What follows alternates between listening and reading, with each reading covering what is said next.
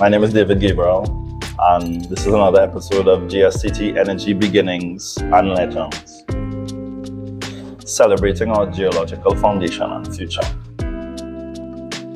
In order for us to build our future in Tobago, where we want our energy industry to go, where we want our country to go, we have to understand where we came from. We're talking to some of the people who built the foundation on which our local energy industry is built.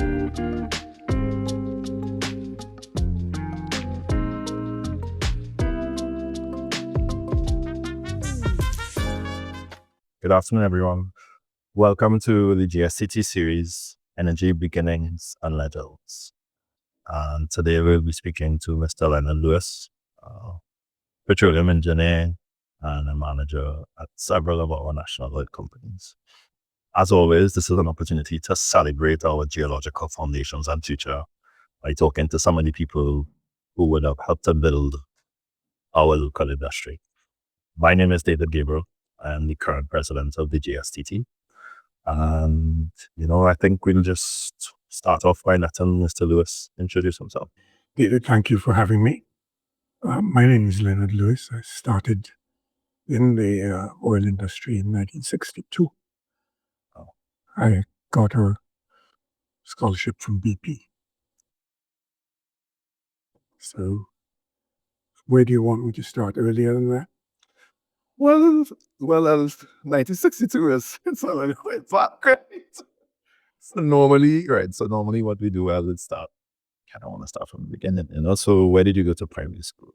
Primary school was at Tranquility. Tranquility. Yeah. And then I went to QRC. Okay. I was QRC boy. Yeah. I was kind of an average student at QRC. When you say average, what does that mean? Average, really. Plenty of people brighter than me. And I started to work hard when I got into sixth form. Okay. What subjects do you remember then? In sixth form, I was doing maths and physics. Oh, right. Yeah. Okay. I knew then that I wanted to be an engineer. Okay. I always wanted to be an engineer.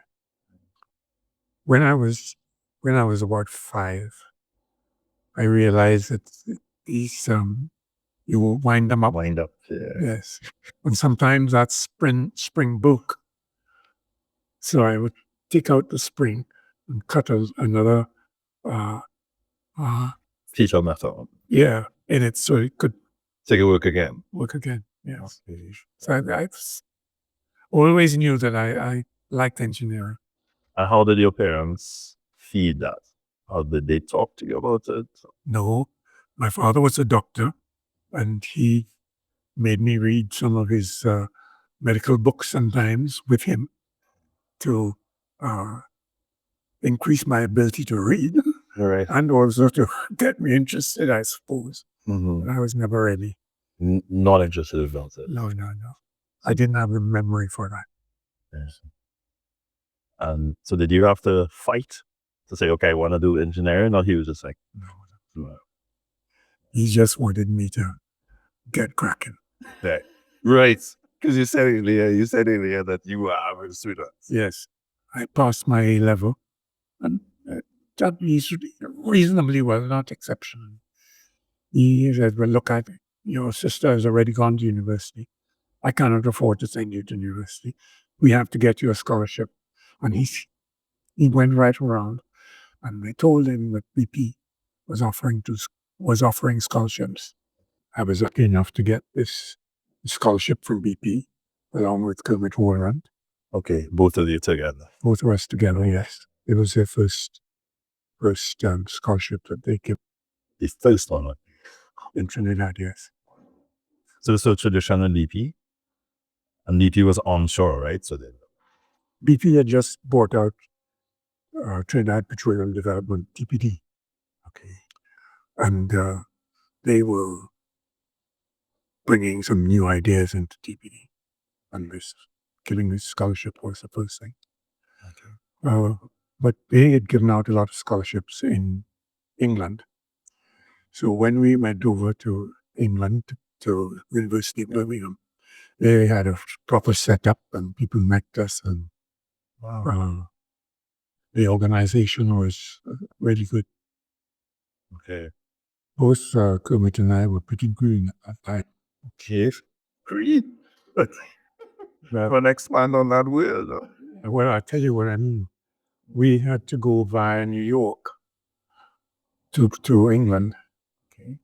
And I think it was something to do with the timing of the tickets and so on. Okay. And I got to JFK and we didn't have much time to catch the plane to England. And walked along there and I pushed my hand open the door and the door opened automatically. I almost fell. That was not in your experience. I was in an automatic door before. Great. Okay. But anyway, we got through. Birmingham was pretty good. Engineering. Petroleum engineering. Petroleum engineering. University of Birmingham. University of Birmingham. Petroleum engineering. 4-year course. Both of us did reasonably well. We started a West Indian group there. Okay. So had a few dances with pan group there. Yeah, that fan side come up, or they There were was a pan discussed. site in Birmingham. Okay. There are a lot of West Indians in Birmingham. Yeah. And Trinidad and so on.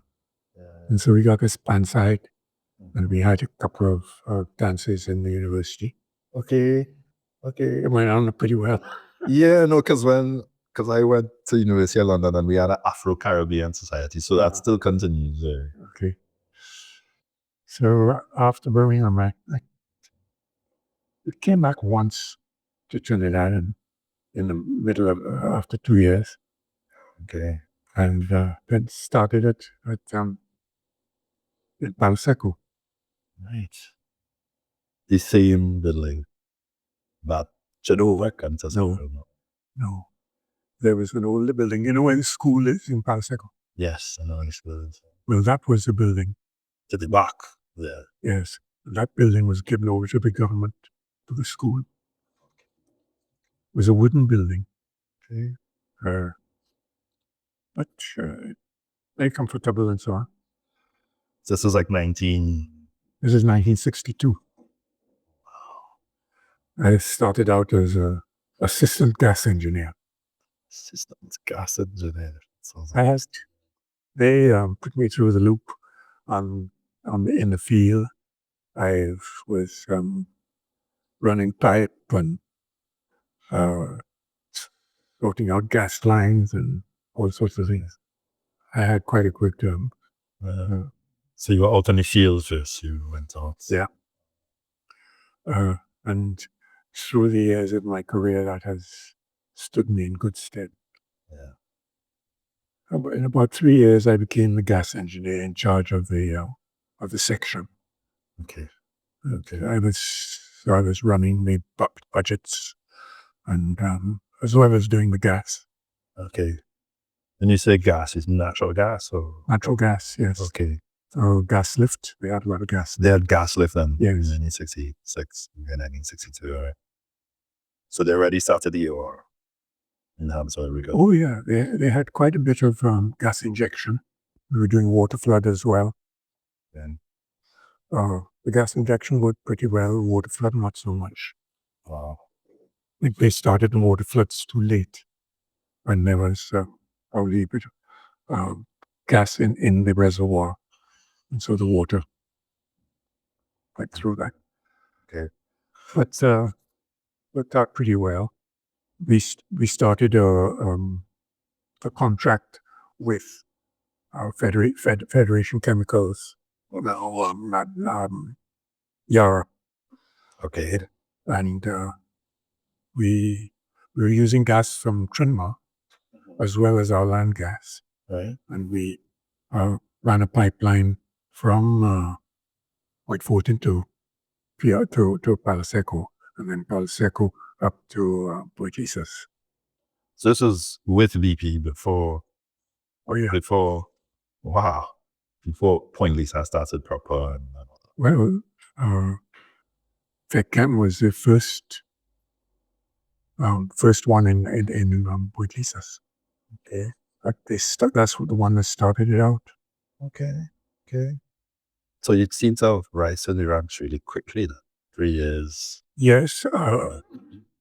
The thing was that all these, a lot of these jobs were done by expatriates, and BP wanted to get rid of the expatriates because they had worked for them elsewhere. One, two, they were expensive. Okay. So That's one way of looking at it. So Locals are them to save money. there I was at 24, able to sign purchases for $1 million. Wow. As long as it was on the budget, of course. Right. $1 million TT. That was Right. my limit. Okay. 24. My father was a doctor, and he was in charge of hospital there. Mm-hmm. When I told him I could sign for $1 million, he says, "Well, I can't do that." Oh. So I felt pretty good. It's kind of the accelerator that you sometimes. So I stayed there as gas engineer for a while, and then I persuaded BP to give me a scholarship to do my master's in the States. So you back to study again. Yeah. Okay, that's great. It's a good message for younger people. It takes a little effort to get going again in the studies. Did you have a family at that point? No. This was 1966. So wow. It must have been heady times though. Trinidad just fought its independence. How did that affect? Yeah. The Not company much, really. yourself? Not much. But it was a heady time. I remember when I came back from BP and from Birmingham in 1962, I went to my friends in Jamaica, and they had just got independence. Yeah. They were at UE, actually stayed at the UE. All that. What do you call it? The halls, yeah. The hall area. Yeah. Those are famous, yeah, the different. So I don't know how they let me in there, but maybe you look like you look stately enough, you know. Yeah, I think my friend there, Alan Patrick, who's doing medicine there, I think he had a little bit of polio. Okay. And he got me a place to stay there. I had no money. Right. Anyway, and then when he came back to Trinidad, soon after that, Trinidad came independent. Yeah. So what was that like though? That's a question I asked everyone. What was it like coming from both times, coming back from Birmingham to Trinidad and coming back from, I guess, the second time you went to study? Because you're kind of in a different country, different things. Yeah. Well, when we came back from Birmingham, there's one person there before us, Trevor Jones. He actually had gotten a scholarship. He was the first one. I gave him a scholarship too. Trevor Jones? Yes. He actually came to Birmingham once to look us up. Okay. When I came back, when Kermit and I came back, really, the hourly paid workers there were really glad to see us, and they taught me a lot of things. Okay. Because much of it I learned in the university, I learned from them. Okay. These are the guys out on the field. Yeah. Would have been the first time they see people. Yeah. Yeah, Trinidadians. Yeah. Coming in as engineers. Must have made them really proud. After I'd been there a year, about 63, I went to replace somebody in Moruga. Yeah, there was a field in Moruga. Okay. And I was, Moruga then, you had to go on the Narrock Road to get to the field. Okay. And the phone was very dodgy. Okay. The radio couldn't get down there. Okay. So when you got there, you were alone. Right. You couldn't call for help from anybody. Right. So the first thing I did was have a party. You had what? A party. I had my own house down there. Okay. I had a lady who looked after me with the house. Right. An old lady, she had her own coffee estate, and she would drink coffee and grind it for me and so on. Oh, wow. And so we had this party under the house. Right. It must have been about 50 people or so, people from Port of Spain and Paraseco. Right. And So all your partners just have nobody knows what's going on over there. so the hors d'oeuvre was to, I got a boat which took us up the Moruga River. Mm-hmm. And they were big oysters, almost as big as your hand. Right. And you cut them off with the cutlass, put a little rum on it. Right. I was saying that in curiosity. I tried them once.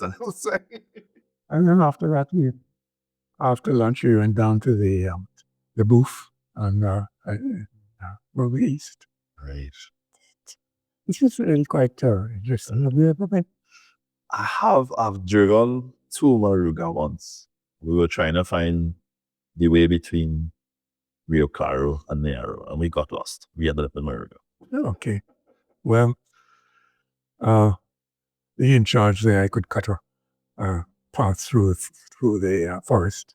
Wow. And you go to the Moruga East field and you cut a path through the forest. And all of a sudden, after passing through all this green in the forest, you land up in an area which is completely black. Yeah, where the mud is coming up. Right. Nice little cone there. So there's several cones all around Right. this completely bare place. The salt water coming up makes it impossible for the grass to grow or anything like that. It's really quite a sight, really. I mean, everything's bubbling and because we have a few members of the written about that recently, on volcanoes and that type of thing. Yeah. But it's pretty active. It was pretty active. It still is. So, wow, parties in Moruga, did your boss know, or just like, well, you're out there, it's like, they must have known because invited? everything's to the road and what really. So, what are some of that early part of your career? What are some of your fondest memories? Well, I had some good friends down there, and although I was a Port of Spain guy, I really quite liked it in Paraseco. And I was in the bachelor's mess, which was, we had 4 people there. It was good with myself and 2 drillers. Bachelor's mess? Yeah. Was there a special another area? Because Carol Telemark mentioned that. She said they were different quarters. Yes. Different for families. Yes, this was in beach camp. Okay. And we were right on the edge of the camp. Right. So you could make as much noise as you want. Or escape. Right. It was, what was good? Work in the field really helped me. And I got to know all of the guys there throughout the company. After that, I went to University of Southern California. Okay, I see. I had 9 months to do it. And masters. Yes. I was work, eat, and sleep. Wow. But I did it. Wow. I got through. And I actually wrote up the you have to do some sort of laboratory. Oh, you had to do an experiment. You did. Yeah. So I actually wrote that up in Paraseco, sent it to the university. Okay. And they got that and sent me back there. Your degree certificate. Yeah. So you did 3 months. I know normally 3 months you do in the lab. You do 9 months of courses. So that, no. Oh, no. No? You guys are different. When I talk to my dad, and it's just... No, he was doing a PhD. I was doing an MS. Yeah. No, it's wow. That is... Because now it's 2 years for some people in the United States. It's still a year. Yeah. So the BP funded your, and then when you came back, did you come back into a different role? Or Yes, I was in charge of some of the projects being done there. So that was 1967. And BP by then was decided that they wanted to leave. Okay. So I came back into the operation where they had already made the decision to leave, and they were fighting in the industrial court with the OWTU as to exactly how this was going to be done and so on. And in 68, I think, 68 or 69, the Trinidad government decided to buy them out along with Trinidad, with Tesoro Petroleum from Texas. So what happened to the workers? they were all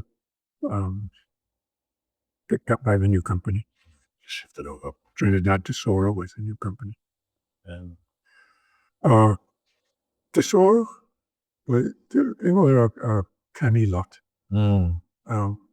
Everyone they've spoken to as if it's a new era, it's a different type of company. Well, it was a small, Tesoro was a small U.S. company. I don't know how the government got hold of them, but small in the U.S. terms. They were producing oil in the States. They had some overseas oil, but they had people that they knew in the Middle East. Okay.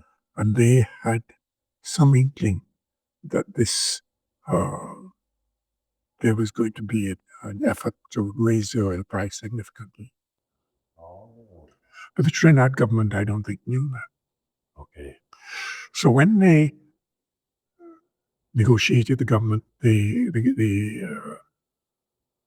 contract with the government, they were 49% and the government was 51%. They negotiated that there would be no increase in taxes. No increase in taxes and no way. While they were part of Trinidad Tesoro, there would be no increase in their taxation. Okay. That was what And they knew the price of oil was going. I believe they did. Nobody ever told me that specifically, but okay, I was just gonna say in the talk that BP board, they mix quite a bit. Easy to talk to. Bob West and the other guys there. Okay. And so I believe that they knew. Okay. They knew that in selling to Tesoro, Trinidad was getting a bit of a raw deal with this contract. Well, contracts, that's how contracts work. You try and get the best you can. Yeah. So Tesoro comes in, they're a bit of a unwieldy bunch. Or was that like going from big corporation BP to the small US?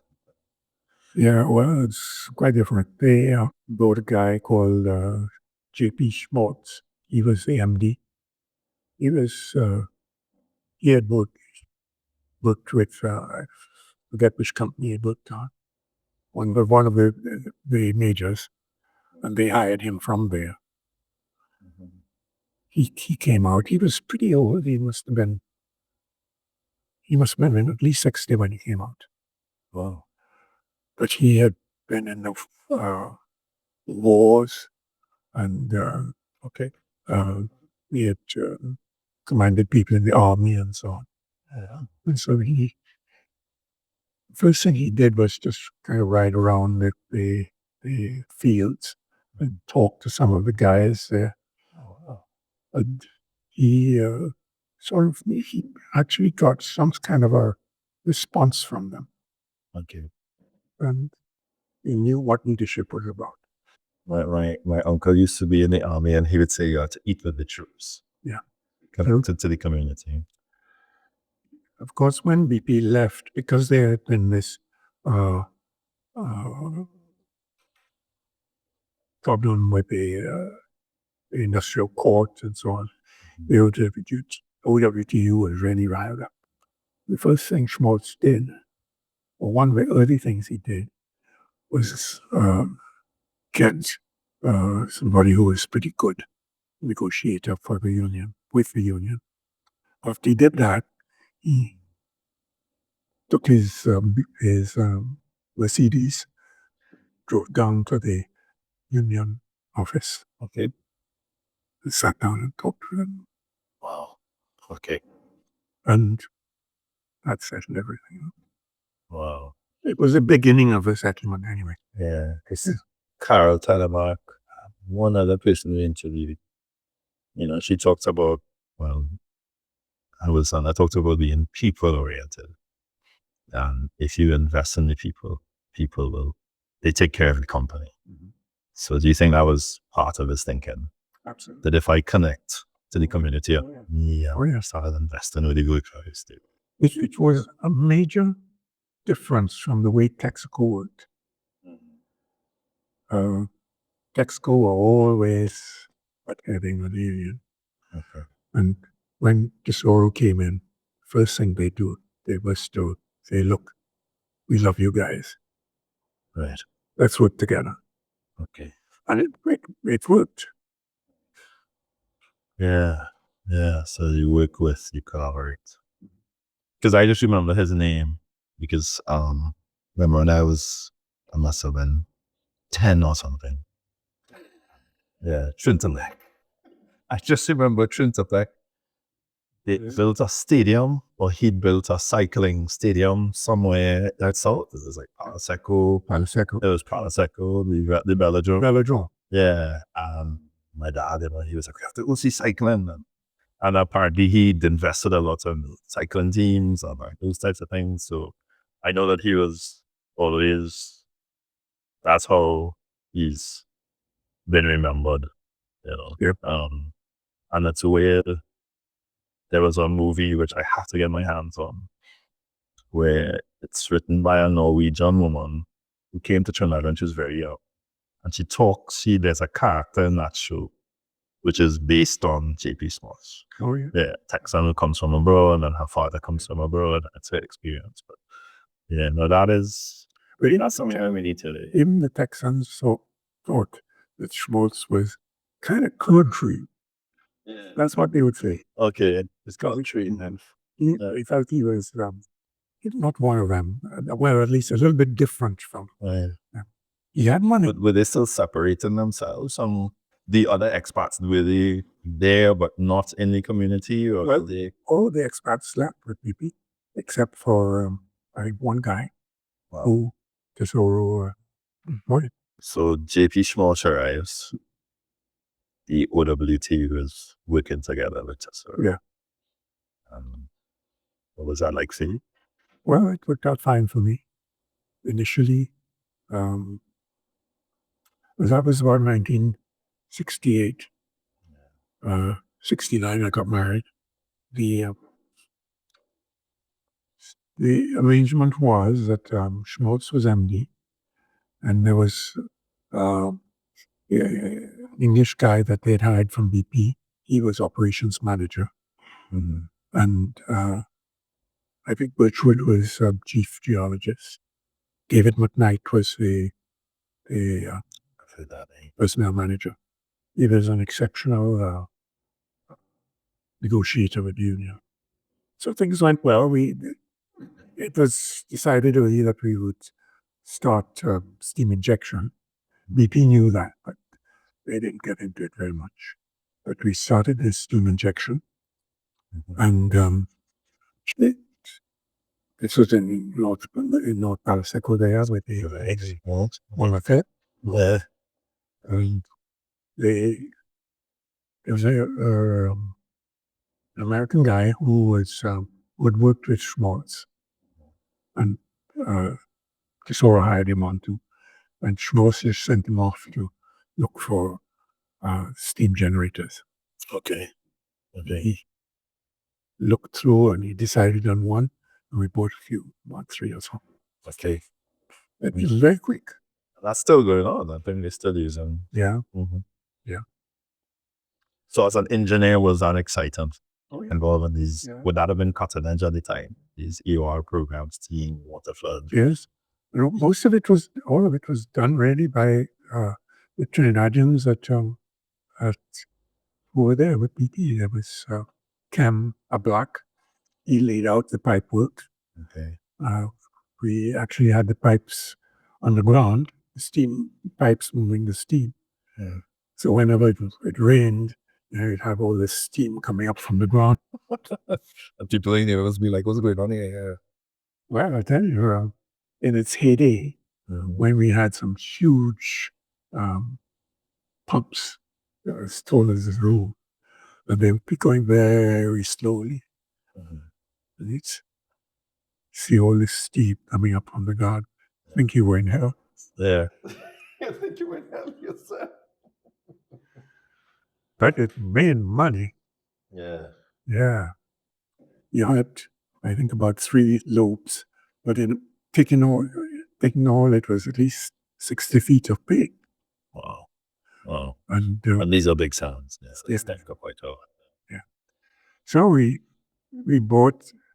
borrowed money, and we bought those generators, and we put down the Galuta platform area. Right. So you began the offshore. That's right. Yeah. Was there anything out there at that time? Was anyone exploring out the East Coast? Or Somebody had done some exploration and found these shallow sands in Galuta, but they decided they were too shallow. right. Bob West knew these people, and I don't know if he had to buy any information from them, but anyway, it was decided that we would put down the platform there and sands. But because they were so shallow, we decided we'd have to do some drilling at an angle. Right. Horizontal. Not go down and then start the That is slant drilling from slant drilling. Yes. So okay. the wellhead would actually be at a slant. So we actually went out to Peru, where they had some slant. They were doing slant drilling. I went out there with some, there were about 3 of us. And the whole camp there in Peru were Trinidadians. So when we arrived there, we arrived in Lima, and then took a small plane to go up to the camp. They all came out to meet us. Welcome. Peruvians. What the heck is this? So these Chinese were everywhere. They were running the operation, Okay. top to bottom. Wow. And they showed us everything. Okay. Showed us everything. Okay. They were very helpful. Okay. I forget the name of the guy who was in charge there, but So they sent us a team of the geologists and engineers. sorry. Who had talked with you? Geologists and engineers. They were drilling people, Okay. except for me. Okay. Right. So during Tesoro, what was your favorite role? What was because I know by the time you got to Trinidad, you were an MD. What was some of your what was your favorite role, and what did you get most out of? What was your most enjoyable moment in that part of your career? I don't think there's any one moment. I was MD from 79 before Tesoro left. Schmaltz was Libidil. Mike Mabere, who had been ahead of me, he was operations manager at one time. He had a heart attack and he left. Oh, wow. Mike Mabere. Mike Mabere. And I was promoted to operations manager. At the time, I actually was operations manager in Trinidad. Went to Trinidad in 73 as operations superintendent. This was just about the time when government bought out Shell and formed Trintoc. At that time, Trinidad was making 60,000 barrels of oil a day. And we had about two rigs running. It was a very very tight operation. It's 73. The oil, the OPEC raised the price of oil. And that's what made Galeota profitable. I need to give you this joke. When we first started in Galeota, everybody went out there and some of the board from Trinidad Tobago came and to look at this first, no, not spud. We were driving the first pile for the platform. Okay. We had the jacket there, and we were driving the pile. Bang, bang, bang. All of a sudden, oil appeared on the surface. You literally just had to put something in the ground. Yeah, that was wow. We spread right across. Oh. It was very calm, which is. This was just offshore, or was it onshore? No, this is 6 miles. Well, it's about 6 miles, really. Matter of fact, it's your water, but it's So I'm just thinking you're on a boat or you're on a platform, and it's we were on a barge. We were on a barge here, and the jacket was there sitting on the seafloor, and they had the barge had a hammer. They were driving the piles. We were all on the barge there, looking at this thing, and all of a sudden, And this surface of the sea. Yes, oil rise out on the sea. Oh, yeah. What was the response to that? That's a good omen.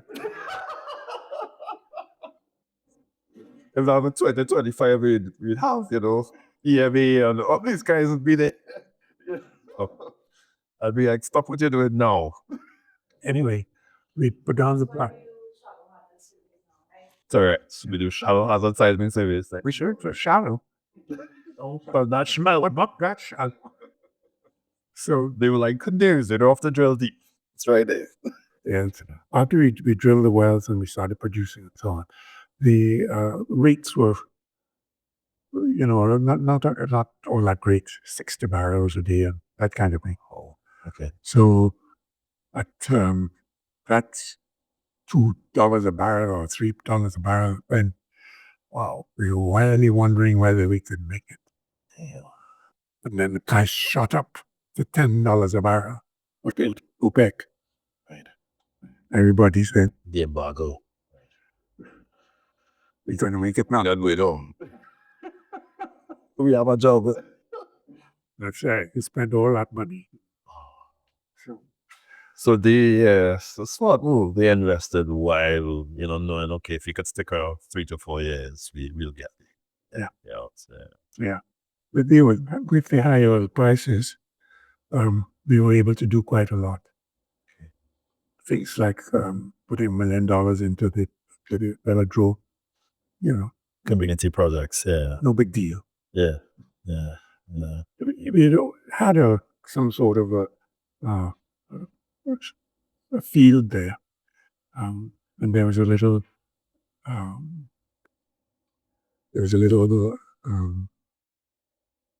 drop there for the hourly paid people. Mm-hmm. In that time there was hourly paid, and then there's another round, and then there's monthly paid. Yeah. That doesn't hold anymore. But anyway, there was a drop there. Right. And so the field was turned into a proper, you could, The running track. Or, track and field. okay. They built a stadium. Yeah. We had several sports things there. We were competing with Texaco, who had that big, they had a big yearly. Well, do you say there was sports days between the different companies, right? Texaco had a big sports day every year at the near the refinery. Okay. Just near the refinery. Okay. So then you had your own sports club. Tesoro had its own sports club. Texaco had its own. Yes. See. When all that money started coming in, we started a sports thing. Okay. And we were trying to beat Texaco. Right. And then they put down Miss Bella Joe's.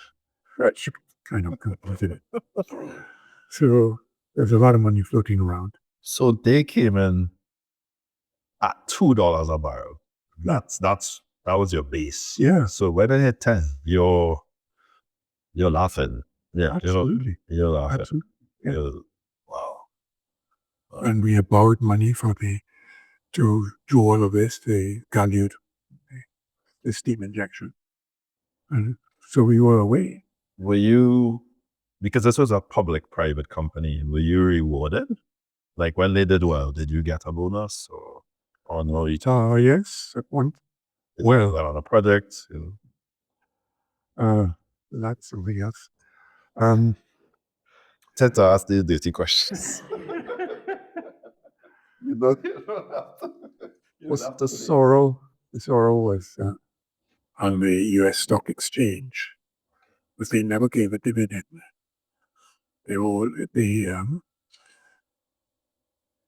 The price of the stock would rise as they expanded more. Okay. And that was how they worked. Okay. So they were very careful about what was the price of the shares, and they were always giving out information about this well in Galeota, this steam injection, this and that. Okay. Not only with our operation, but with theirs. Wherever else they were. That's right. They had agreed with the government that the company would pay out a dividend of 50% of profits. Okay. Which was reasonably high, but not. I don't think it was exceptional, but it was high. Mm. And after a while, the government, I think, they weren't too happy with that. So Tesoro suggested, look, we need to give a bonus at the end of the year, and people would feel a little bit better about the dividend. Right. And that's what happened. Okay. Give out a bonus at the end of the year. Christmas bonus. To the blokes. Everybody. Okay. But the refinery could not afford that. So they gave out bonuses for 2 years, and then they stopped. And they persuaded we were continuing, but they persuaded the minister put them a stop, because it was embarrassing them. Right. Texaco as a refinery, or did Tesoro have its own refinery? Yeah, it was Texaco and Trinidad. So you're public private. So you're Trinidad Pack, right? At that point. They don't fit 49%. No, it was Trinidad Tesoro. Right. 1985. The government bought out Tesoro. So Tesoro takes over from BP. What happened was that from the oil price rose in 73, and it reached a crescendo in 1980, and it started going down from there. Yeah, that's when I was born. Bad luck. So I think Tesoro wanted to get out because and also they had a little problem there with the government, where they had given some sort of inducement to to his Minister of Finance so that he would implement this business of no higher taxes. Oh, wow. And so there was a country top there. Right. Bacchanal ensues. Yes, I won't go into any detail there. No, that's okay. But so that came apart in 1985. The Trinidad was then formed, just as Trinidad Tesoro was, but now it was wholly government ruled. We got a whole new board and board of directors, and initially it was PS was the chairman, and we had some people from the government development bank. But they had some people. I think there was somebody from the university as well. Wow. He was a geophysicist. I forget his name. So that started out quite well, and we were going along. But oil prices then were falling consistently. Okay. It reached a high of $20, I think, Wow. in 1980. That was considered high. Yes, $20 a barrel. for $2, yeah, that was high. Yeah. And then we went down to 9 in 1986. Wow. This was a major problem for the company. Mm-hmm. So I got everybody together in one of the places that we had. We did it in two sets, but everybody was involved. All the employees, and explained to them what was happening with the oil price, what it would mean for the company. And it was at that time that the government decided to put on the supplemental tax. Okay. An additional tax that oil companies have to pay based on. Yeah. So it was fairly tough. Falling oil price, additional taxation. Right. It was a pretty intense time for Trinidad. Quite a few companies went bust.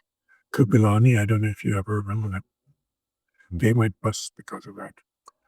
I knew what was happening because to purchase the Tesoro's share, the government was doing that by giving them oil. Right. We had to pay something like 3 billion barrels.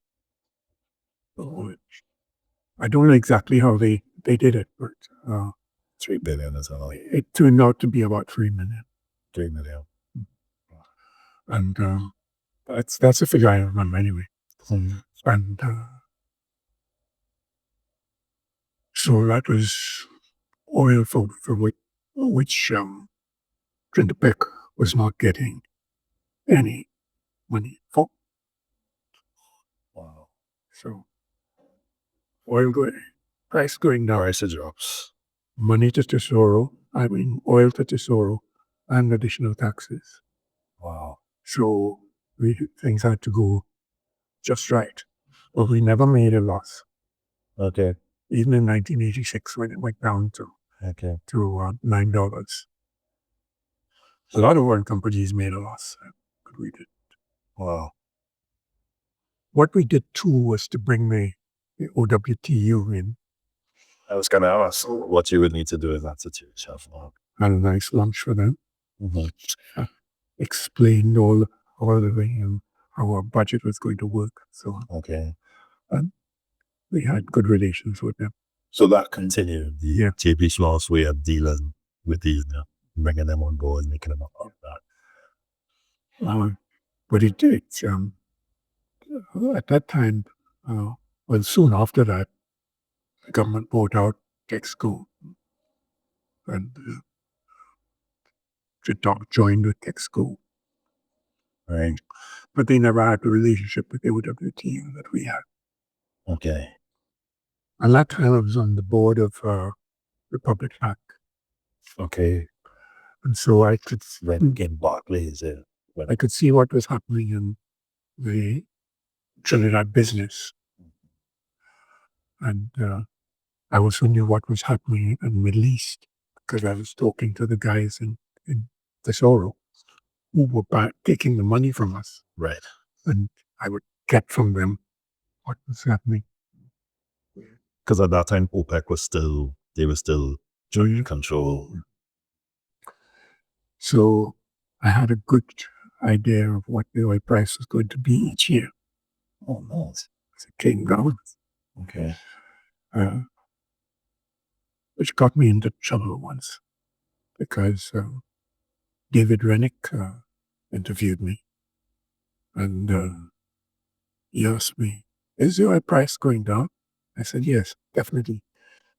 And then he interviewed Errol Mahabir, who was the Minister of Energy. Right. He said, "Is the price of oil going down?" Mahabir said, "No. And he put the two things together on the TV. Oh, because you're MD of one of the major oil companies, right? Right. That would have been very embarrassing for me Yeah. because, in effect, he was my boss. Right. His boss was my boss. Just contradicting the big man upstairs. In the ministry, the head of the ministry. What was our relationship like when you were in being the Ministry of Energy and a state oil company? Because you said they first sat on the board. What? I'm just curious. Good relationship. In terms of, would they set your targets? This is your no. We just went along. We had good production, still doing 20,000 barrels a day, which was what BP felt they couldn't hold. Right. Trinidad was doing well, reasonably well. They had come down from the 60,000. Yeah, when he said 60,000, that's all. That is, I'm not too sure. And then We could do that again. with that reduction in oil price and the kind of changes that the government had to make and so on, the government changed then. Yeah. And Robinson came in. Yeah. And so the board changed again. Okay. And I was pretty, started out well, but it gradually got worse and worse, and I decided to leave. My mother and father remembers that day. They tell me about that all the time. Okay. And they say they admired you for your... Yeah. Thank you. I think this story is very interesting. I didn't realize it went all the way back to 1962. That's a long time, that is. I feel like we could do another one. You've seen where the industry has gone. And I think one of the last, you on the board of Heritage, right? Where do you think it's going?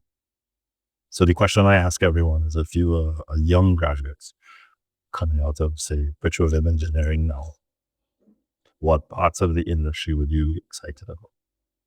Or where would you put your focus? Well, in Trinidad, so need production. Right. Personally, I think by about 10 years' time, you'll see that the requirement for oil will start to decrease. Now it's still going up. Yeah. The demand is still going up, but I think in about 10 years, it'll reach its peak. Mm-hmm. So if I'm a young man, bear that in mind. Okay. Why do you think we're going to get to what people talk peak oil? Or is that what you're talking about, peak oil? Or you think the demand is going to level off? The demand will level off and then start to decline. Why?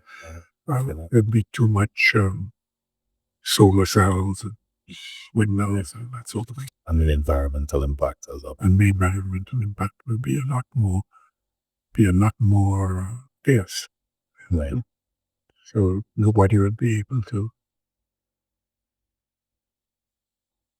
say that there's no climate change. Yeah, they were to justify burning as much. Even now, I told you I used to sail quite a bit. Mm-hmm. We had to raise the height of the docks because the sea level had gone up. Yeah. Do you notice when you're sailing different conditions out there in Nancy? Not really, no. Not really. Yeah. So yeah, I think I could buy into that. I mean, I think we only have a certain window. I think it was 2030, but the Paris Accord, a lot of investment has moved away from 10 years, from oil and gas. 35, Yeah. So 2035. last question would be, well, you're from the founding members of the SP, right? Yeah. How do you think engineers and geologists can work together to deal with this future? Or the GSTT and SP, what should we be doing? Yeah, we have to cooperate. The thing that worked well up for us initially was that people giving papers. Like, I think one or two of our people went up to Houston to give papers, and they were very well received. January in Cannes. yes, I met him on the last SP materials and stuff. So most of it, I think, was on the steam injection. Steam injection, ER. Because, we got 50% of the oil from that place, from some of those dry spot areas. Yeah. Quite a few of them gave 50%. 50% of the oil in place. Of your recovery factor.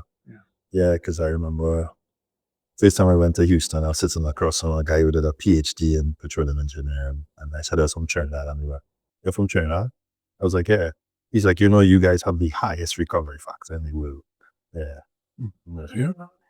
Yeah. One year, we decided we had people come down to give us, help teach us and so on about the steam injection, and did that constantly every year. People would come. There's a guy called Moruga, who was a real clever guy, and he would not only teach, but he'd actually go into the office with the guys, and they would go Look at the data. Yeah. well by well. Okay. Really. So one year we decided they decided that we need to have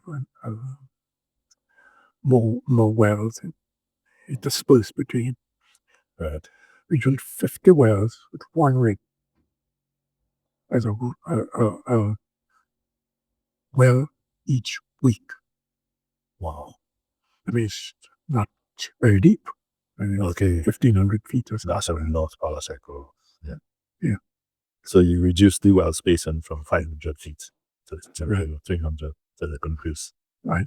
So we drilled through with a rig, run casing, cement, and the rig would move, bring in the well servicing rig, and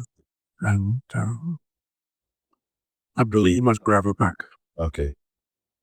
Down the road. Wow, 50 wells. 50 wells. And we made at least 50 or 60 barrels a day from each well. What? Yes. And apart from those which were the we were injecting from, some were injection wells. So you paid up and wow. Makes me feel lazy. Yeah. Wow. Yeah. But do you think there's possibilities for that now, or we've depleted all of those reservoirs? Remember that PPD started in 1920 in Mexico. Right. It's 100 years. Exactly. Yeah. And you've had local companies, foreign companies, you've had Yeah, so 10 years. Yeah. 10 years. Well, anecdotes, I asked my son, "So what do you want to do?" And he said, "Well, Dad, I want to do business." Clever boy. Thank you so much for your time. I feel like we had another hour to go, but it has been amazing, and I'm hoping that the purpose of these interviews is to inspire other people. Just by people talking about their journey, and it's been a little inspirational to me. So, thank you. Thank you very much. You're welcome. So, guys, that's another episode of Energy Beginnings and Legends. Hope you enjoyed it. Mr. Lewis here. Thank you to here and everyone else who supported this effort. It's been a nice journey. It's been a long journey, but I think it's important that we capture the history of the industry from the people who made it happen. 1962 to now. That's amazing. That's amazing. So thanks a lot. Yeah. All right. That's it. Thank you. Thanks for watching GSTT Energy Beginnings and Legends. Remember to like, share, and subscribe. And keep in touch at the GSTT on Instagram and the Geological Society of Trinidad and Tobago on Facebook. Catch issues of the Hammer newsletter on our website at thegSTT.org, and look out for more episodes of GSTT Energy Beginnings and Legends, celebrating our geological foundation and future, coming soon.